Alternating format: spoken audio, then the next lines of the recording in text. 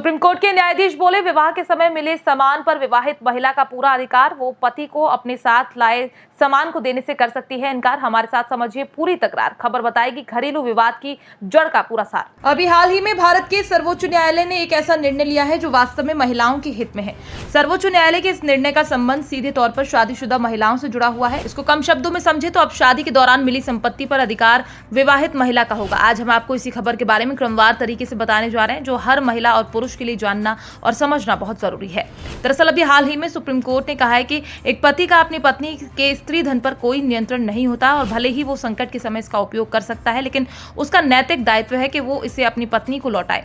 इसी बात को कहते हुए कोर्ट ने महिला को उसका 25 लाख रुपए मूल्य का सोना लौटाने का निर्देश भी जारी कर दिया है। आप पहले समझ लीजिए कि आखिरकार ये पूरा मामला क्या है, इसके बाद हम आपको आगे की खबर समझाते हैं। दरअसल इसको लेकर मिली जानकारी के मुताबिक अभी हाल ही में एक महिला ने दावा किया था कि उसकी शादी के समय उसके परिवार ने 79 सोने के सिक्के उपहार में दिए थे। शादी के बाद उसके पिता ने उसके पति को 2 लाख रुपए का चेक भी दिया था। महिला की माने तो शादी की पहली रात पति ने उसके सारे आभूषण ले लिए और सुरक्षित रखने के बहाने से अपनी मां को दे दिए।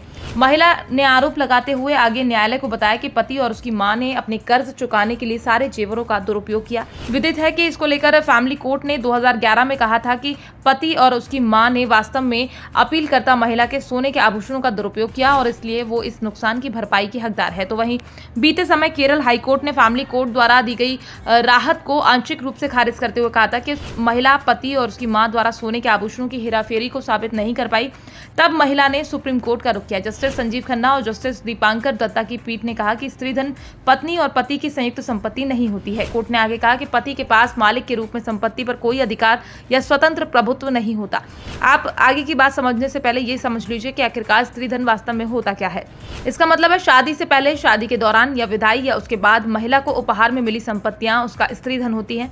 ये उसकी पूर्ण संपत्ति है और वो अपनी इच्छा अनुसार इसका जहां चाहे वहां उपयोग कर सकती है। इस मामले को लेकर सुप्रीम कोर्ट ने कहा कि महिला ने 79 सोने के सिक्कों के बदले में रुपयों की वसूली के लिए सफलतापूर्वक कार्यवाही शुरू की। साल 2009 में इनका मूल्य 8.90 लाख रुपए था। इसको लेकर आगे बेंच ने कहा कि इस दौरान फैमिली कोर्ट के फैसले को बरकरार रखना बिना किसी अतिरिक्त बात के उसके साथ अन्याय होगा। तो वहीं समय गुजरने के साथ जीवन यापन की बढ़ती लागत और समानता तथा न्याय के हित को ध्यान में रखते हुए संविधान के अनुच्छेद 142 द्वारा दी गई शक्ति का प्रयोग करते हुए अपीलकर्ता को 25 लाख रुपए की राशि प्रदान करना ठीक समझते हैं। फिलहाल सुप्रीम कोर्ट के इस निर्णय से भारत की तमाम महिलाओं में बेहद प्रसन्नता देखी जा रही। लोग इस खबर को देखकर सुप्रीम कोर्ट को धन्यवाद बोल रहे हैं। और आप सुप्रीम कोर्ट के इस फैसले को लेकर क्या कहना चाहते हैं, आप अपनी राय हमारे साथ कमेंट बॉक्स में लिखकर साझा कर सकते हैं। विदित है कि सुप्रीम कोर्ट इससे पहले भी कई बार महिलाओं के हित में फैसला देता रहा है। Bureau report, PDN news.